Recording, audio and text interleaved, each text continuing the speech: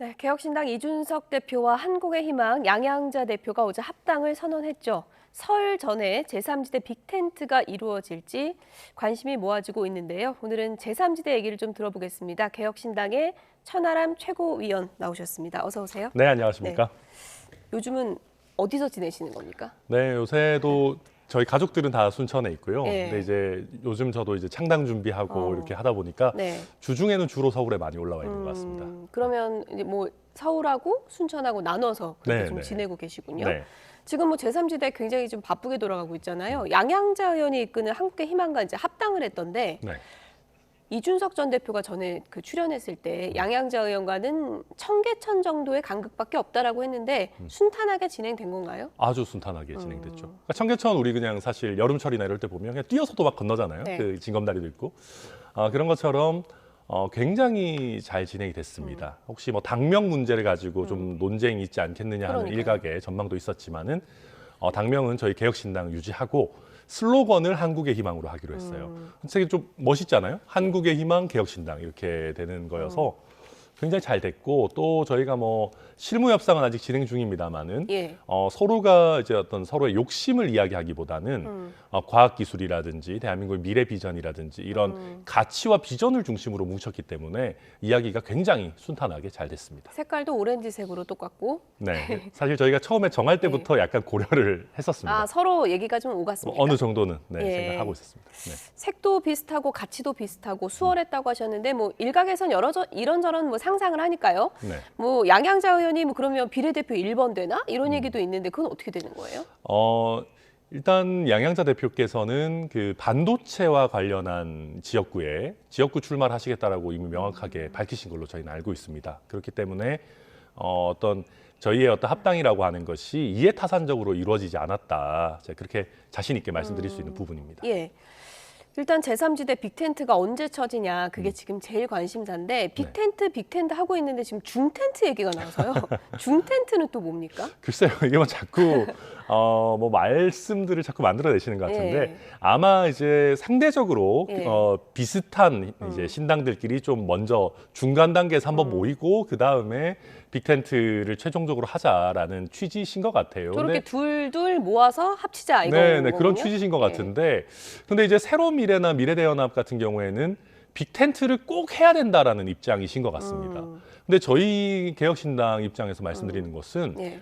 아니 통합 그 자체가 목적일 수는 없는 것 아니냐. 아니, 통합을 해서 지지율이 떨어지면 사실 무슨 소용입니까? 그래서 저희는 각자가 자강하고 지지율도 끌어올리고 지역구에 출마할 좋은 인재들도 모으고 해가지고 좀 시너지를 내면서 결합을 해야 의미가 있는 것이지 무슨 합당하려고 창당하는 것도 아니고 자꾸 계속 빅텐트, 중텐트 이런 얘기만 나오는 거 저희는 사실 조금 좀 불편합니다.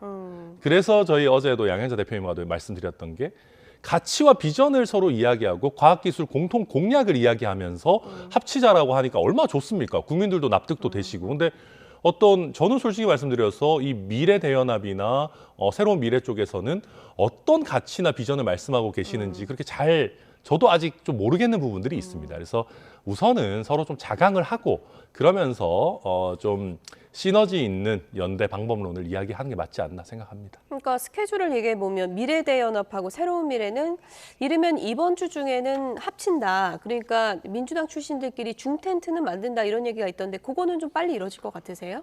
저는 뭐 그것은 나쁘다고 생각하지 않습니다. 왜냐하면은 사실은 누가 봐도 새로운 미래나 미래대연합은 좀 유사한 성격을 가진 신당들 아니겠습니까? 예. 창준이들인데 그렇다고 한다면은 좀 협상 창구를 좀 단순화하는 차원에서라도 뭐 합치시는 게 뭐 나쁘지 않다. 다만 이런 걸 합치는 과정에서 조금 더 어떤 가치나 비전이 보이면 좋겠지만 뭐 빨리 하실 수도 있겠죠. 예. 네. 어쨌든 뭐 제3지대 지금 빅텐트 핵심은 낙준연대잖아요. 네. 이거를 뭐 또 이준석 전 대표 지지자들은 준낙연대라 불러라. 네. 그렇게도 얘기하던데 뭐라고 부르는 게 좋은 거예요?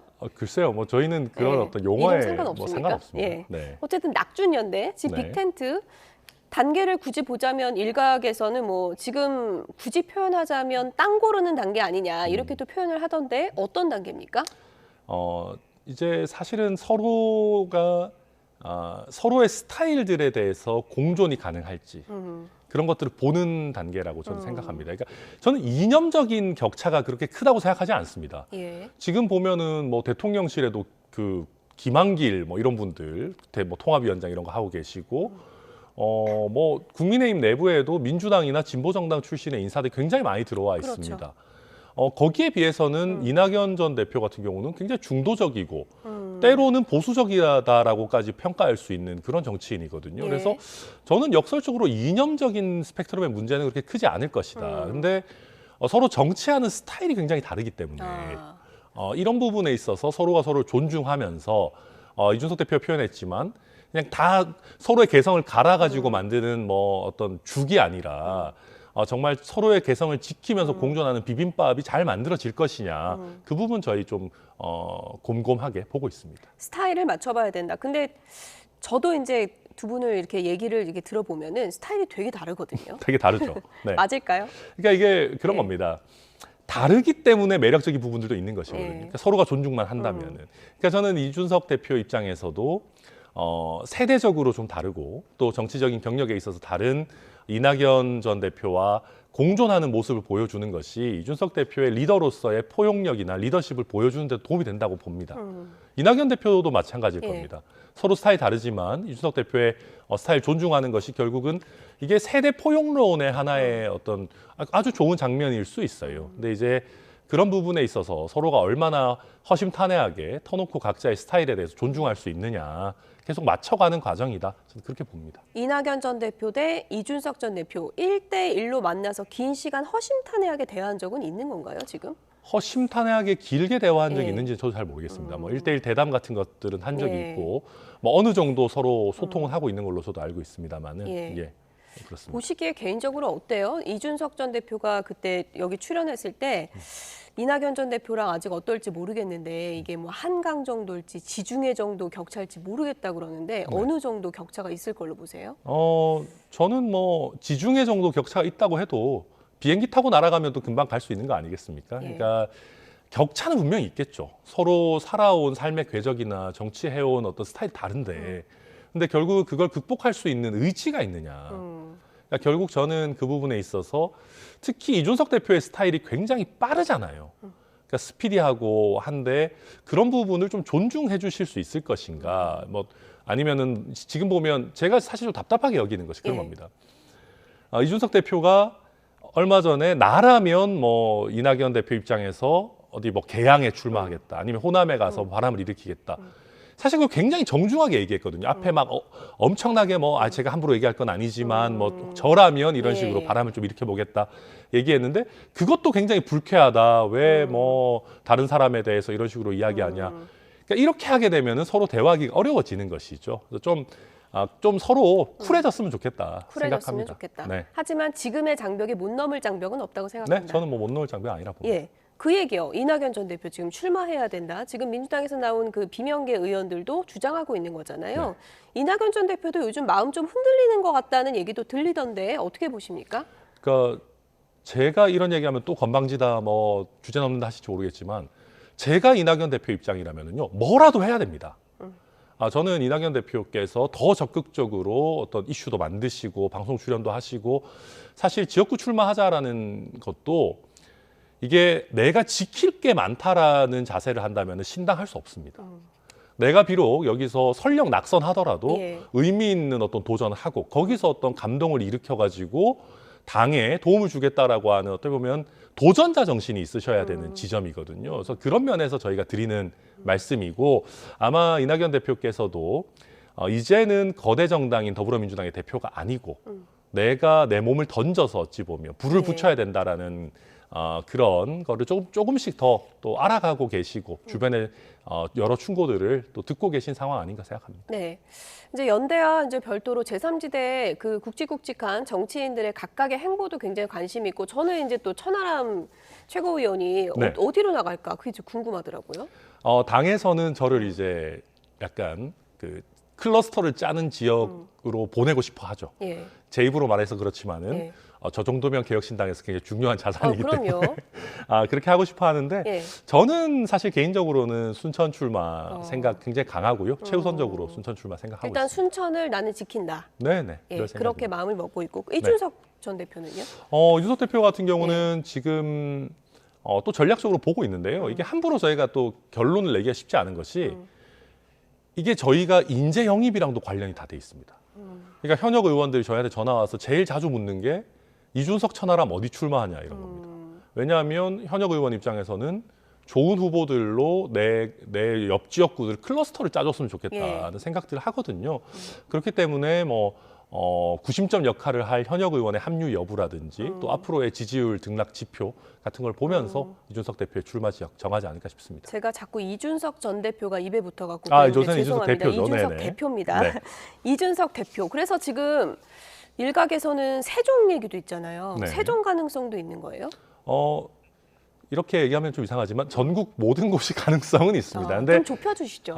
근데 이제 세종 같은 경우도 저는 예. 가능성이 있다고 보는 것이 또 워낙 젊은 세대 비중도 높고 또 저희 개혁신당이 정책 정당을 지향하고 있는데 또 세종시에서는 정책 입안자 내지는 실행자라고 할 수 있는 여러 공무원들이 계시는 도시 아니겠습니까? 그래서 세종 출마 가능성 당연히 열어두고 있습니다.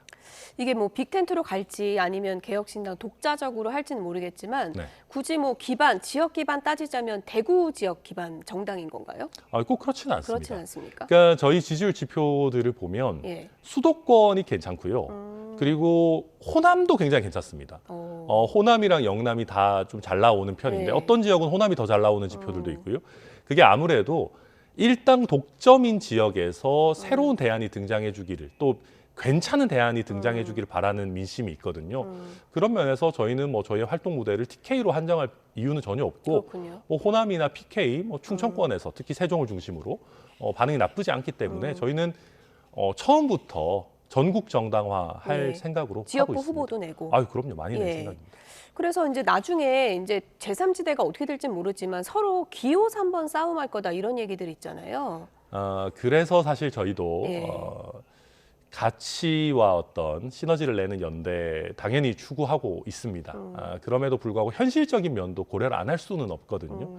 그래서 이 기호 확보와 관련해서 저희와 새로운 미래 내지 미래대연합 쪽이 기호 3번 경쟁을 하고 있는 것도 좀 우스운 일일 수 있습니다. 국민들 보셨을 때. 그래서 그런 기호 확보라든지 다양한 면들을 고려해서 저희 연대 논의, 문을 열어놓고 예. 논의할 생각입니다. 어쨌든 추후의 일이겠지만 국민의힘에서 예를 들어 공천에서 낙선한 떨어진 분들 그런 분들이 또 합류할 가능성도 있는 거잖아요. 저는 많다고 봅니다. 많다. 네. 예. 대략 몇 명 정도 가능하다고 보세요? 저희는 사실은 지금 3월 22일이 기호 확정이 되는 기준일입니다. 네. 그때를 기준으로 한다면은 저희는 너무 희망적인지 모르겠습니다만은 저희 자체적으로 교섭단체 규모로 시작할 수도 있지 않겠는가라고 기대하고 있고요. 다만 그러려면 예. 저희가 계속 가치, 지지율, 시너지 이런 거 얘기하는 게 예.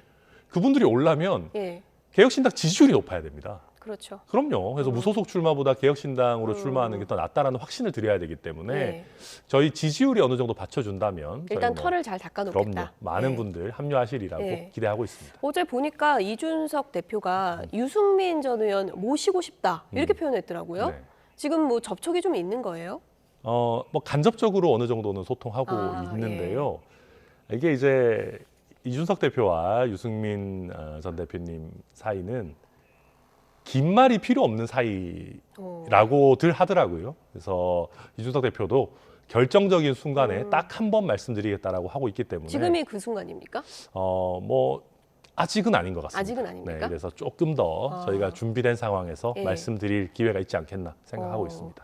그런 계획이 있다면 유승민 전 의원이 지금 아예 마음의 문을 닫은 건 아니거든요. 가능성이 있는 거군요. 저희는 그렇게 생각하고 있지 않은데 그거야 이제 유승민 대표님 의사는 예. 제가 함부로 말씀드릴 건 아닌 것 그래서 같습니다. 많은 분들이 이제 개혁신당이고 이준석 전 대표가 이제 차린 당이다 보니까 유승민 전 의원 왜 안 가나? 그리고 또 한 분이 궁금했던 게 김웅 의원은 왜 안 갈까? 이런 궁금증도 있거든요.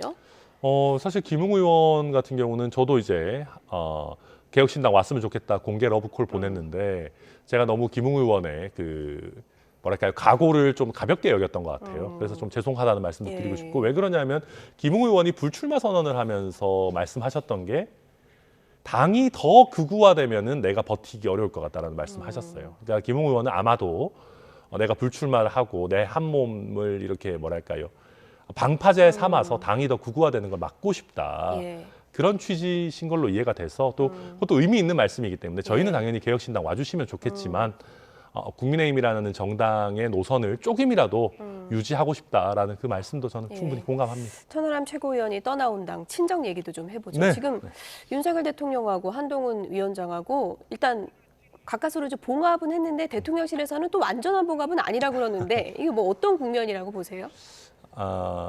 이게 지금 얻은 게 저는 뭔지 모르겠습니다. 그러니까 얻은 걸 굳이 따지자면 김건희 여사의 문제를 사과하면 마치 될 것 같은 문제로 만드는 데는 성공한 것 같아요. 근데 그것을 제외하고는 뭐 한동훈 위원장이 그렇게 폼이 나지도 않았어요. 그러니까 제가 이게 만약에 약속 대련이었다면은 한동훈 위원장을 완전히 띄워주면서 김건희 여사 사과까지 나오면서 이게 일단락을 지었어야 되거든요. 근데 그런 게 지금 나오지 않고 한동훈 위원장도 지금 앞으로 첩첩산중입니다. 김경률 비대위원 문제 어떻게 할 건지, 또 지금 며칠간은 김건희 여사 문제에 대해서 묵묵부답하거나 그냥 이제 취재진을 피하면서 시간을 벌고 있는데 언제까지 그럴 수 있는 문제는 아니거든요. 그래서 제가 봐도 당장은 봉합하는 쇼는 했지만 예. 실제 갈등이 봉합된 것은 아니다. 저도 그렇게 평가합니다. 그래도 내가 아닌 것에 대해서 할 말은 한다. 일종의 좀 아바타 논란에서는 어느 정도는 벗어났다. 이런 또 시각도 있던데요. 그러려고 한다면 더 세게 붙었어야 된다고 봅니다. 그러니까 이게 정치 고관여층에서는 그렇게 볼 부분들이 저는 있다고 보는데요. 근데 아마 많은 국민들의 뇌리에 남는 장면은 그 눈 맞으면서 기다리셨다가 한동훈 위원장이 90도로 대통령한테 인사하는 그런 네. 장면이었을 겁니다. 게다가 뭐 기차에 자리 있습니까? 같이 타도 됩니까? 이런 식의 얘기들이 나오면서 오히려 한동훈 위원장이 숙이고 들어가는 걸로 인식될 만한 장면들이 너무 많았다. 그래서 저는 좀 이 봉합 쇼도 조금 더 잘 기획했었어야 되는 거 아닌가 예. 뭐 그런 생각이 듭니다. 예. 그래서 뭐 김건희 여사의 그 명품백 논란 관련해서는 대통령실도 이제 뭐 고심이 많았을 텐데 윤석열 대통령이 뭐 신년대담 형식으로 입장을 밝히는 게 지금 얘기가 나오고 있지 않습니까? 네. 그 방식은 어떻게 보세요?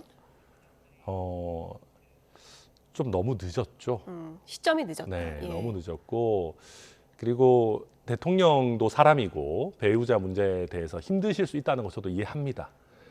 그렇지만 너무 이게 늦어졌고 김건희 여사 본인이 직접 사과하는 것도 아니고 대통령께서 나오셔가지고 이렇게 대신 사과를 하신다. 저는 그게 국민들께 어떻게 비춰질지 잘 모르겠습니다. 별로 좋아 보일 것 같지 않고, 그리고 사실 우리가 지금 사과를 가지고 이야기하고 있지만 아니 이게 솔직히 그렇지 않습니까? 만약에 김정숙 여사가 예. 이런 백을 받는 장면이 몰카에 찍혔다라고 하면 받은 건 아니라고 이제 주장을 하니까. 뭐 하지만은 근데 윤석열 대통령이나 한동훈 장관이 검사 시절이실 때 내지는 검찰총장 뭐 법무부 장관일 때 뭐라 그러셨겠습니까?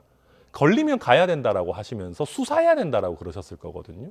근데 그런 상황에서 지금 이렇게 끌고 와서 본인도 아닌 대통령이 기자회견도 아니고 우호적인 특정 언론 앞에서 대신 사과한다? 저는 이거 본인들께서 말씀하시던 공정과 상식에 부합하는 태도 아니다라고 평가합니다. 예. 김경률 비대위원 거취 문제도 지금 논란이고 지금 친윤계 일부에서는 계속 비대위원회에서는 좀 내려오는 게 낫지 않나. 그리고 일각에서는 뭐 김경률 비대위원 지킨다 하더라도 만약에 전략 공천 받으면 그 자리에 있는 건 좀 문제 아니냐 이런 얘기까지 하거든요. 그러니까 친윤계 의원들이 사실 정신을 좀 못 차린 거죠. 그러니까 여기서 김경률 비대위원을 끌어내린다라고 하면은 한동훈 비대위가 식물 비대위가 돼요. 한동훈 위원장 말이 뭐 영이 서겠습니까? 그러니까 제가 봤을 때 한동훈 위원장 입장에서도 김경률 비대위원이 자리 지키면서 경선 붙이면 돼요.